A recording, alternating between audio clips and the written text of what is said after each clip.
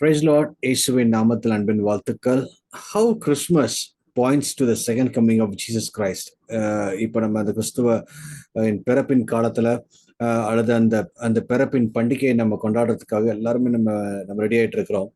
ஆனா இந்த பிறப்பு எப்படி இரண்டாம் வருகைக்கு நம்மளை ஆயத்தப்படுத்துதுன்னு சொல்லிட்டு இன்னைக்கு நம்ம விரைவாக சில காரியங்களை பார்க்கலாம். உலகம் எங்கும் நீங்க பாத்தீங்கன்னா it has become a holiday season. நிறைய பேர் வந்து கிறிஸ்மஸ்ன்னு சொல்லிட்டு கொண்டாடுறாங்க. த ஜீசஸ் வந்து சாண்டா வந்து ரீப்ளேஸ் பண்ணிட்டாரு. சாண்டா தான் இன்னைக்கு நிறைய ஃபோக்கஸாக இருக்கு. அதெல்லாம் ஒரு டாபிக், அதெல்லாம் இன்னொரு நாள் நம்ம பேசலாம் அதை பற்றி. பட் இன்னைக்கு நம்ம கிறிஸ்துவின் பிறப்பை நம்ம வந்து அனுசரிக்கிறோம். டிசம்பர் 25 தான் பிறந்தாரா இல்லையான்னு சொல்லிட்டு நிறைய டிபேட் இருக்கு. அதுக்கு நான் வரவே இல்லை. ஆனால் இந்த 365 டேஸ்ல என்னைக்காவது ஒரு நாள் கண்டிப்பா இந்த பூமியில பிறந்திருக்கிறார். Bible doesn't talk about the date, but அவர் உண்மையாலுமே பூமிக்கு வந்தார் 2000 வருஷத்துக்கு முன்னாடி, மீண்டும் வரப்போகிறார். அப்போ முதலாம் வருகையை நாம இப்பொழுது நம்ம நினைவு கொண்டுட்டு இருக்கிறதா நம்ம கிறிஸ்துமஸ் சொல்லிட்டு நம்ம எல்லாருமே கொண்டாடுறோம். இந்த இந்த நினைவு கொண்டிருக்கிற இந்த இந்த காலகட்டத்துல எப்படி இரண்டாம் வருகைக்கு இந்த கிறிஸ்துமஸ், அதாவது இந்த இந்த கிறிஸ்துவின் பிறப்பின் காலங்கள் நம்ம இரண்டாம் வருகைக்கு நம்மளை எப்படி ஆயத்தப்படுத்திக் கொள்வது, எப்படி அது பாயிண்ட் பண்ணுதுன்னு சொல்லிட்டு இன்னைக்கு நம்ம பார்க்கலாம். பாத்தீங்கன்னா இயேசு கிறிஸ்துவோடைய முதலாம் வருகையும், அதாவது கிறிஸ்துவோடைய பிறப்பும், இயேசு கிறிஸ்துவோடைய இரண்டாம் வருகையும் ஒரு 3 விதமான சிமிலாரிட்டி நம்ம பார்க்க முடியும். இயேசு கிறிஸ்து பாத்தீங்கன்னா இன்னைக்குள்ள காலகட்டத்துல இயேசு கிறிஸ்துவோடைய முதலாம் வருகையே கிறிஸ்துமஸ்ன்னு தெரியாம நிறைய பேர் கிறிஸ்துமஸை கொண்டாடுறாங்க. அது ஒரு சேடஸ்டான பார்ட். ஆனா இயேசு கிறிஸ்துவோடைய அந்த பிறப்பும் அவருடைய இரண்டாம் வருகைக்கு என்ன சம்மந்தம் இருக்குதுன்னு சொல்லிட்டு நம்ம பார்க்கலாம். இயேசு கிறிஸ்து திரும்பி வரும் பொழுது, அதாவது இரண்டாம் வரும் பொழுது அவர் மகிமையாக வருவார். இது இரண்டாம் வருகைன்னு சொல்லும் பொழுது 2 விதமான வருகை இருக்கு. ஒன்னு ரகசிய வருகை, இன்னொன்னு இரண்டாம் வருகை. Secret coming and second coming. Secret coming for the church. Second coming வந்து அவர் பூமியில வந்து அவருடைய பாதம் படியும், அதாவது அந்த மவுண்ட் ஆலிவ்ஸ்ல வந்து அவர் வந்து லேண்ட் ஆவாரு. அங்க இருந்துதான் அவருடைய அந்த ஆட்சி ஆரம்பிக்கும். இயேசு கிறிஸ்து இந்த பூமியை ஆட்சி செய்ய வேண்டும், ராஜாவாக இந்த பூமியில வர வேண்டும். 1000 வருஷம் அரசாண்டு இந்த பூமியை தமக்கென்று ஆளுகை செய்யும்படியாக இந்த பூமியை தமக்கென்று தேர்ந்தெடுப்பார், நம்மளை ஆளுகை செய்வார். அது மட்டும் இல்லாமல் அதுக்கப்புறம் எட்டர்னிட்டி ஃபுல்லாவே நம்மளோட கூட இருக்க போகிறார். இதுதான் செகண்ட் கம்மிங்கோட ஒரு ஒரு ஒரு ஒரு மெயின் தீம். இனி நம்மளால பார்க்கும் பொழுது இயேசு கிறிஸ்து வந்து இந்த பூமியில அவர் பிறக்கும் பொழுது மனுஷகுமாரனாக பிறந்தார். இரண்டாம் வருகையிலும் அவர் மனுஷகுமாரனாக வருவார். பிளஸ் அவர் ராஜாவாக இருப்பார், மகிமையாக இருப்பார், ராஜாவாக இருப்பார், மனுஷகுமாரனாக. அதாவது எல்லா கண்களும் அவரை பார்க்க முடியும். எல்லாருமே அவரை வந்து எப்படி 2000 வருஷத்துக்கு முன்னாடி அந்த 33 வருஷம் அந்த காலத்துல வாழ்ந்த ஜனங்கள் அவரை பார்த்தார்களோ, அதே போல இயேசு கிறிஸ்துவோடைய இரண்டாம் வருகையில ரகசிய வருகை சபைக்கு மட்டும்தான் தெரியும். சபை எடுத்துக்கொள்ளப்படும் போது அவர்களோட 7 வருஷம் இருப்பாங்க. இரண்டாம் வருகையில எல்லாருமே அவரை பார்க்க முடியும். அந்த நாட்கள்ல இயேசு கிறிஸ்து மேசியான்னு சொல்லிட்டு அந்த அந்த சில ஜனங்கள் மட்டும்தான் அவரை கண்டு கொண்டார்கள். எல்லாருமே பார்க்க முடிஞ்சது. அதே போலதான் இயேசு கிறிஸ்து இந்த பூமியில இருக்கும் பொழுது அப்போ யாரெல்லாம் அவரோட இருக்கிறார்களோ அத்தனை பேரும் இயேசுவை பார்க்க முடியும். ஓகேங்களா? இது ஒரு சிமிலாரிட்டி. இரண்டாவது ஒற்றுமை என்னன்னா, இயேசு கிறிஸ்து முதலாம் வருகைக்கு முன்னாடியே ஒரு 4000 வருஷமாகவே நிறைய தீர்க்கதரிசிகள் வந்து அவருடைய வருகை இருக்கும், மேசியா வரப்போகிறான்னு சொல்லிட்டு. அதுதான் it's all about the old டெஸ்ட்மென்ட்ல நீங்க பாத்தீங்கன்னா இயேசு கிறிஸ்துவோடைய அந்த ஃபர்ஸ்ட் கம்மிங்கை பத்தி ஒரு ரட்சகர் வருவாரு, மீட்பர் வருவாரு, பாவத்திலிருந்து மீட்கும்படியாக, மரணத்திலிருந்து ஜெயிக்கும்படியாக ஒருத்தர் வருவார் தான் அந்த தீர்க்க தரிசனங்கள் எல்லாருமே உரைக்கப்படுது. அந்த உரைக்கப்பட்ட அதே தீர்க்க தரிசனங்கள் எக்ஸாக்டா ஒரு 2000 இயர்ஸ்க்கு முன்னாடி இயேசு கிறிஸ்து இந்த பூமியில வந்தார், மனுஷனாக வந்தார், பாவத்தை ஜெயித்தார், மரணத்தை ஜெயித்தது எல்லாமே நமக்கு நல்லாவே தெரியும். அதே போலதான் அவருடைய இன்னும் சில ப்ராஃபசிஸ் வந்து அவருடைய செகண்ட் கம்மிங்கை பத்தி இருக்குது. எப்படி ஃபர்ஸ்ட் கம்மிங்க வந்து எக்ஸாக்டா அப்படியே நடந்ததோ, ஈவன் அதை விட அதிகமான ப்ராஃபசிஸ் தான் இரண்டாம் வருகை குறித்து இருக்குது. இது ஃபர்ஸ்ட் கம்மிங் ஒருவேளை உங்களுக்கு 30% பத்தி ஃபர்ஸ்ட் கம்மிங் பத்தி போட்டிருக்குன்னா, இரண்டாம் வருகை பத்தி தான் ஒரு 70% இதை பத்தி போட்டிருக்குது. ஹல்லேலூயா. அப்போ ஒரு 30% வந்து ஃபர்ஸ்ட் கம்மிங் பத்தி எழுதிருக்குன்னு வச்சுக்கோங்களேன். ஆனா ஆல்மோஸ்ட் ஒரு more than the double the prophecies second coming பத்தி தான் இருக்கு. அப்போ ஃபர்ஸ்ட் கமிங் எக்ஸாக்டா அவர் சொன்னபடி நடந்ததுன்னா கண்டிப்பா இயேசு கிறிஸ்துவை இந்த பூமியில இருக்கும்போது நான் திரும்ப வருவேன்னு சொல்லிட்டு போனாரு. அது மட்டும் இல்லாமல் நிறைய தீர்க்க தரிசனங்கள் இன்னும் காத்து கொண்டிருக்கிறது அவருடைய வருகைக்காக. இல்லைங்களா? சோ இது ரெண்டுமே சிமிலாரிட்டி. அந்த prophecies has to be fulfil. First கமிங்ல அதே போல ஃபுல்ஃபில் ஆச்சு. அப்படின்னா இயேசு கிறிஸ்து வந்தார் என்றால் அதே போலதான், அதே பைபிள் தான், அதே தீர்க்க தரிசனங்கள் தான் இயேசு கிறிஸ்துவோடைய இரண்டாம் வருகையை குறித்து எழுதப்பட்டிருக்கிறது. இயேசு கிறிஸ்து மீண்டும் இந்த பூமியில வருவார். மூணாவது சிமிலாரிட்டி என்னன்னு பாத்தீங்கன்னா, இயேசு கிறிஸ்து இந்த பூமிக்கு வரும் பொழுது only only few wise mans, few shepherds, அங்கிருந்த அனிமல்ஸ், அங்கிருந்த சில மக்கள் மட்டும்தான் அவங்களுக்கு வந்து இன்விடேஷன் கொடுக்கப்பட்டிருந்தது. அவர் பிறக்கும் பொழுது அவரை பார்த்தாங்க, அல்லது அந்த குழந்தையா இருக்கும் பொழுது, அல்லது ஒரு ஒரு ஒரு ஒரு 2 இயர்ஸ்ல இருக்கும் பொழுது அவங்க போய் பார்த்துட்டு வந்தாங்க. இந்த இன்விடேஷன் வந்து கொஞ்சம் பேர் கொடுக்கப்பட்டிருந்தது. ஆனா செகண்ட் கமிங்கோட இன்விடேஷன் வந்து கண்கள் யாவும் காணும். அப்பெல்லாம் யாரு இந்த பூமியில உயிரோடு இருக்கிறார்களோ அவர்கள் கண்கள் எல்லாருமே காணும் இயேசுவோடைய வருகையை எல்லா கண்களும் பார்க்கும்படியான அந்த ஹோல் வேர்ல்டு வைடுக்கே ஒரு விசிபிலிட்டி அந்த நாட்கள்ல தெரியும். அப்போ குறிப்பிட்ட நாட்கள் குறிப்பிட்ட ஆட்களுக்கு மட்டும் இல்ல, எல்லா கண்களுக்கும் பார்க்கும்படியாக இயேசு கிறிஸ்து இந்த பூமியில வருவார் என வேதம் தெளிவாகவே சொல்லுது.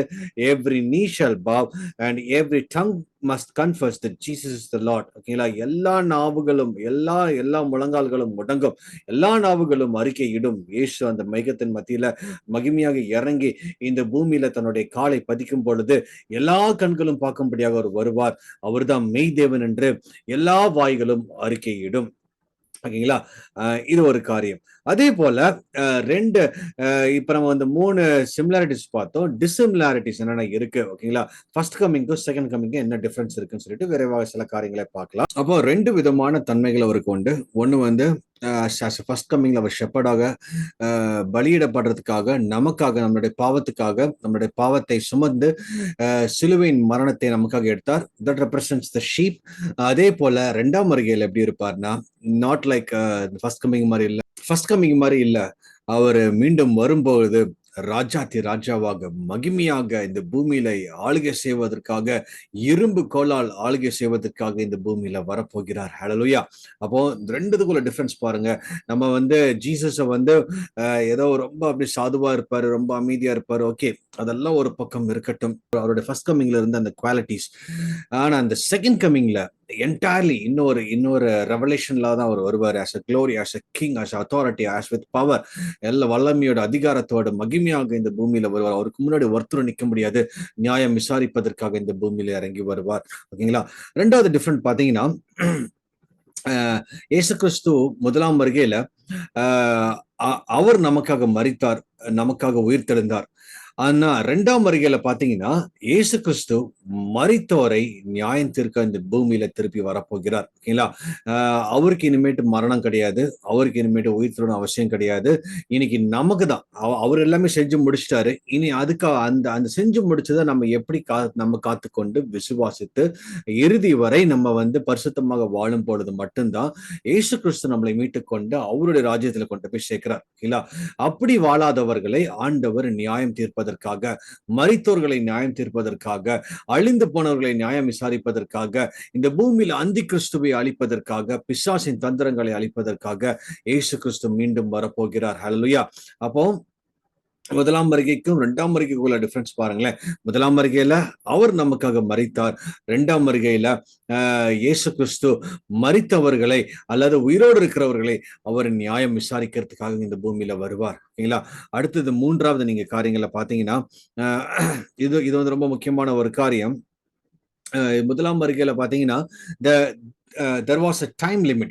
ஒரு டைம் கொடுக்கப்பட்டிருந்துச்சு. ஒரு 33 வருஷம். அதுக்குள்ள அவரு நமக்கு கத்துக் கொடுத்தார். எப்படி வாழணும்னு, என்ன செய்யணும்னு, நமக்காக மரித்தார், உயிர் தெழுந்தார்.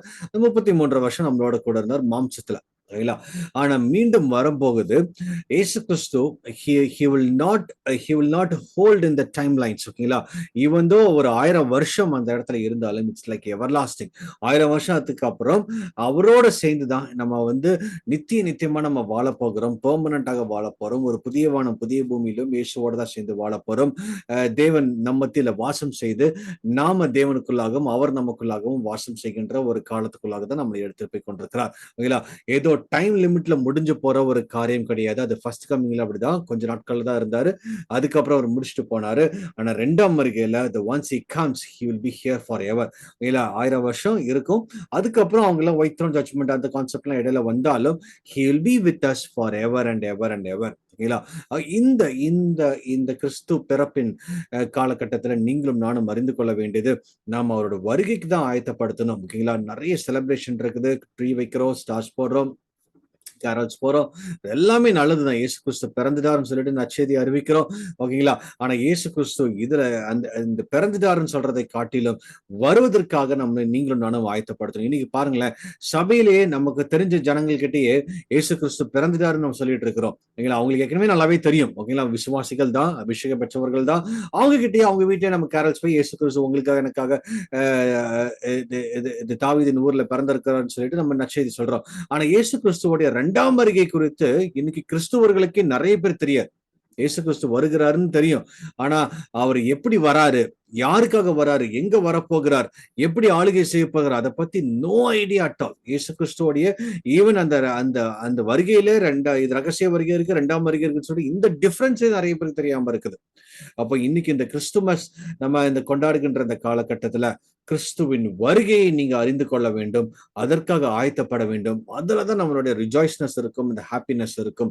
இந்த நம்மளோட கண்ணீர்கள், துன்பங்கள், கவலைகள் எல்லாம் எப்ப மறைந்து போகும்னா இயேசு கிறிஸ்துவோடைய அந்த ரகசிய வருகையில நீங்க பங்கேற்கும் போது மட்டும்தான். ஹல்லேலூயா. அந்த ரகசிய வருகையில நீங்க எடுத்துக்கொள்ளப்பட்டதுக்கு அப்புறம் நீங்க மகிமையின் சாயல மாறிடுவீங்க.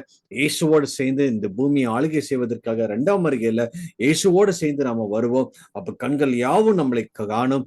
இயேசுவோடைய 2ஆம் வருகைக்கு இந்த கிறிஸ்துவின் பிறப்பின் நாளுக்காக நீங்களும் நானும் அறிந்து கொள்ள வேண்டும். ஆவலோடு காத்திருக்க வேண்டும். கிறிஸ்துவோட வருகையை அநேகர்களுக்கு சொல்ல வேண்டும். அதுதான் நமக்கு கொடுக்கப்பட்ட ஒரு பிரதான பொறுப்பாக நமக்கு இருக்குது. ஆண்டவர் தாமே இதை ஆசீர்வதிப்பாராக. தலைகளை தாழ்த்தி நாம் ஜெபிக்கலாம். நல்ல பிதாவே, நன்றியோடு துதிக்கிறோம் சுவாமி. இந்த அருமையான நாட்களுக்காக நன்றி சுவாமி. ஆண்டவரே, இந்த நாட்களிலும் ஆண்டவரே நாங்கள் ஏதோ ஒரு செலிப்ரேஷன் மோட்ல ஏனோ தானன்னு சொல்லிட்டு நாங்கள் போகாதபடி உம்முடைய வருகைக்கென்று நாங்கள் தகுதிப்படுத்திக் கொள்ளவும் ஆயத்தப்படவும் எங்களுக்கு கிருபை தாங்க தகப்பனே. தேவ வசனமும் தேவ கிருபையும் தேவ பலனும் பாதுகாத்துக் கொள்ளுங்க அப்பா. குறிப்பாக இந்த இந்த இந்த கிறிஸ்துவின் பிறப்பின் நாட்களில் ஆண்டவரே நாங்கள் உம்முடைய வருகை நாட்களாக நாங்கள் அறிந்து கொண்டு அந்த வருகைக்கென்று ஆயத்தப்படுத்திக் கொள்ள எங்களை தகுதிப்படுத்துங்க. எங்களை பலப்படுத்தும், பாதுகாத்துக் கொள்ளும். சகல துதிகனம் எல்லாம் முக்கிய செலுத்துகிறோம். இயேசு கிறிஸ்துவின் நாமத்தில் ஜெபிக்கிறோம் ஜீவனுள்ள பிதாவே. ஆமென், ஆமென், ஆமென். God bless you. உங்களை ஆசீர்வதிப்பாராக. அடுத்த வாரம் இன்னொரு டாபிக் நான் சந்திக்கிறேன். God bless you.